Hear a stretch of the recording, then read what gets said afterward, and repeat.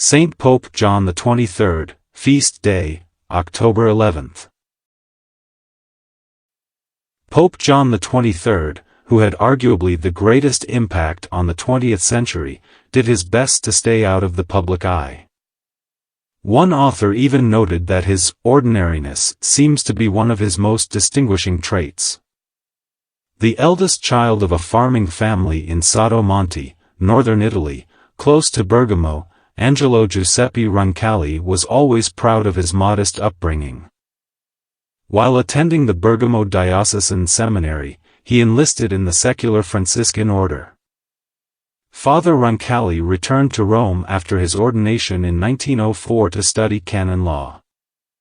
He soon became his bishop's secretary, a seminary church history teacher, and the publisher of the diocesan periodical. During the First World War, he worked as a stretcher-bearer for the Italian army and gained direct experience with the horrors of battle. Father Roncalli was appointed National Director of the Society for the Propagation of the Faith in Italy in 1921. He also found time to teach patristics at a seminary in Rome. In 1925, he was appointed as a papal diplomat, first in Bulgaria, then in Turkey, and ultimately in France.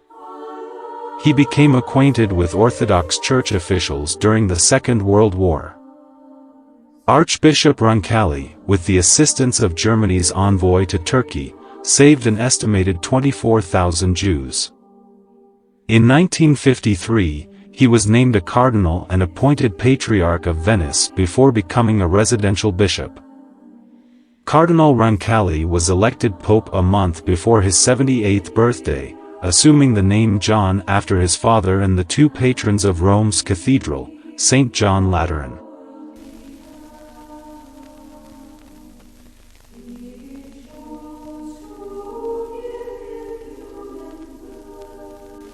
Pope John was serious about his work but not about himself.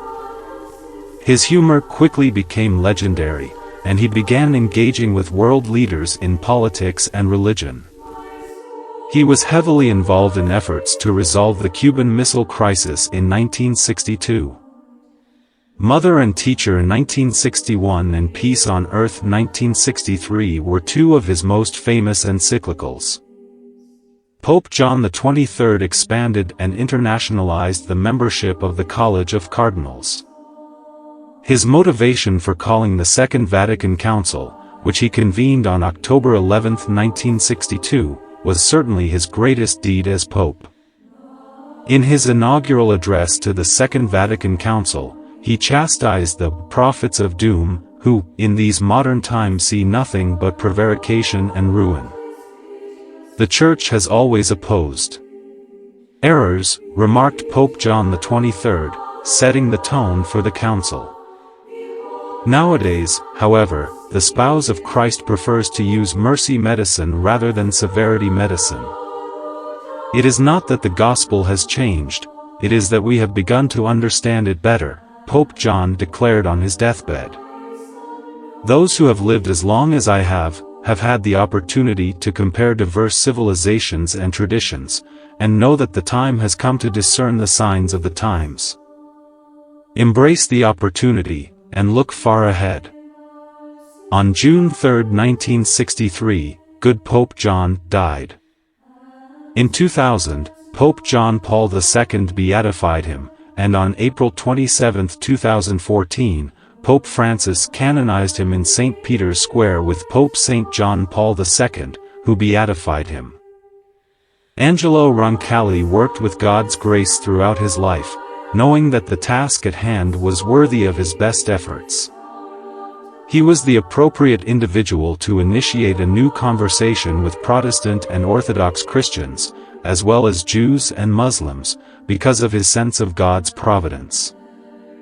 Many visitors become hushed in the sometimes raucous crypt of St. Peter's Basilica when they view Pope John XXIII's humble tomb, appreciative for the gift of his life and sanctity.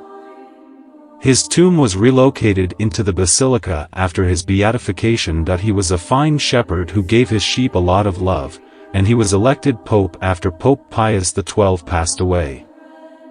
This concern was evident in his social essays, particularly Pacem in Terris, on peace in the world. Pope John's attitude of great goodness, simplicity, and devotion to prayer shone through in everything he did, leading people to jokingly refer to him as Good Pope John.